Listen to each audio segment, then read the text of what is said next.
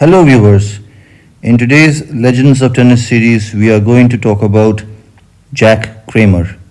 Jack Kramer does not fit neatly into one singular tennis category. His impact on the game of tennis was not just as a player, but also as a promoter and analyst, as well as his name adorns one of the greatest selling tennis rackets in the history of the sport, placing him in the rarefied tennis category. You would be hard pressed to find anyone, male or female, who has had a greater impact on the sport of tennis than Jack Kramer. At 6 foot 2, Jack Kramer ushered in an era of a pounding and hard driving serve and volley game that became the rage in tennis and led him to a number one world ranking in 1946. Kramer did not toil on the amateur circuit his entire career, roughly 10 years, because he did not see it as a sustainable, livable lifestyle. Jack Kramer was the linchpin in convincing a slew of top players to join his professional tour, which he fostered in 1947, traveling throughout the country of the United States of America to play in such venues as Madison Square Garden. Jack Kramer was a tireless and staunch advocate of open tennis, and along with Donald Dell and Cliff Drysdale, founded the Association of Tennis Professionals, better known as ATP, in 1972. Open tennis, of course, refers to tennis events being open to not just amateurs, as was the case then, but also to professionals, people who could earn a living just by playing tennis. I know, sounds very normal these days, but this was a revolutionary idea back in the day when Jack Kramer was playing. Jack Kramer's ancillary tennis activities, television commentary for the BBC, sought after analysis on the game's greatest players of all time, and the name featured on the Wilson Jack Kramer autographed tennis racket, which launched in 1948 and became the best selling racket of all time with over 20 million models produced over a 30-year period, made Jack Kramer a household name throughout the world. Raised in Los Angeles, Kramer's playing career progressed due to expert mentoring and coaching he received from legendary teaching professional Dick Skeen and the czar of Southern California tennis, Perry Jones, who helped launch Jack Kramer's junior career. In 1936, the 15-year-old Jack Kramer, bolstered by the opportunity to compete and improve his game playing against players such as Ellsworth Wines, Joe Hunt, Bobby Riggs, and Bill Tilden, just to name a few, won the National Boys Championship and in 1938 won the National Junior Interscholastic Tournament. This catapulted his career in rapid fashion, as Kramer joined the US Davis Cup team in 1939 at the age of 18 to play doubles alongside Hunt. At the time, he was the youngest player ever to play in the Davis Cup. He would win Davis Cup titles in 1946 and 1947, both over Australia, in matches that saw him win all four of his singles encounters. Jack Kramer's game was built on power, pace, and aggressive play. But outside of those athletic traits, he gradually brought a distinct strategy to his matches, one that saw him tone down his power, especially on his forehand, and incorporate percentages and angles into his game. Kramer did not invent that thought process, of course. It is the very nature of the game of tennis to find holes and exploit them, but he was bent on perfecting a thinking man's approach to competition.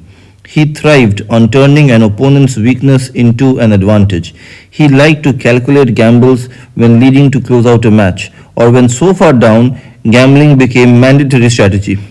He abhorred losing serve and wanted to place his shots at such acute angles that it would present his opponent with the worst chance to return and certainly a very poor chance of returning a winner.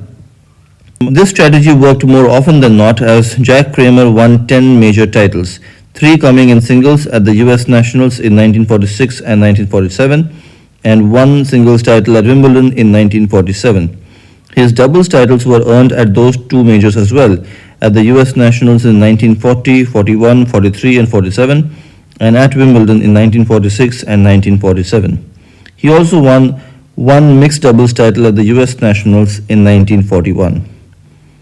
Jack Kramer ran into several obstacles before he was able to secure his first singles title. In 1942, he had appendicitis, which prohibited him from playing in the US Nationals.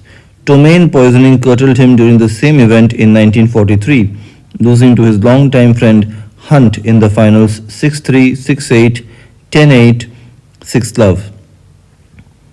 The next 2 years were spent in the Coast Guard during the Second World War.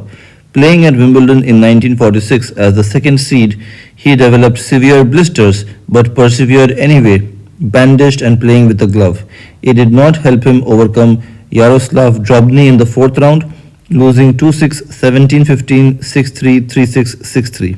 Jack Kramer broke through at the US Nationals in 1946, sweeping American Tony Brown 9-7, 6-3, 6-love for his first ever major singles title, and successfully defended the following year, coming back from 2 sets down to defeat compatriot Frank Parker 4-6, 2-6, 6-1, 6-love, 6-3.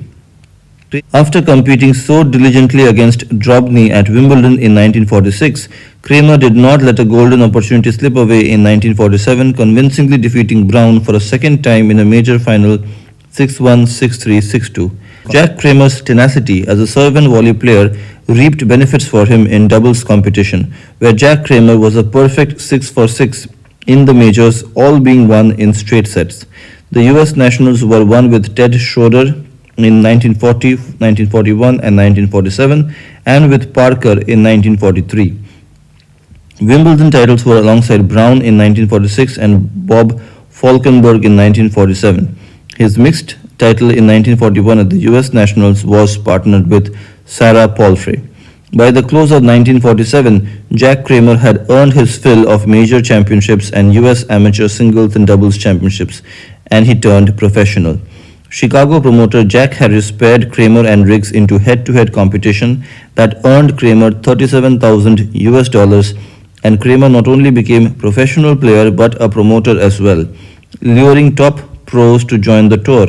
With a tour full of talent like Pancho Gonzalez, Frank Sedgman, Lew Hode, Pancho Segura, Ken Rosewall, just to name a few, Jack Kramer won the US Pro in 1948 over Riggs 14-12, 6-2, 3-6, 6-3, and the 1949 Wembley Pro over Riggs 2-6, 6-4, 6-3, 6-4.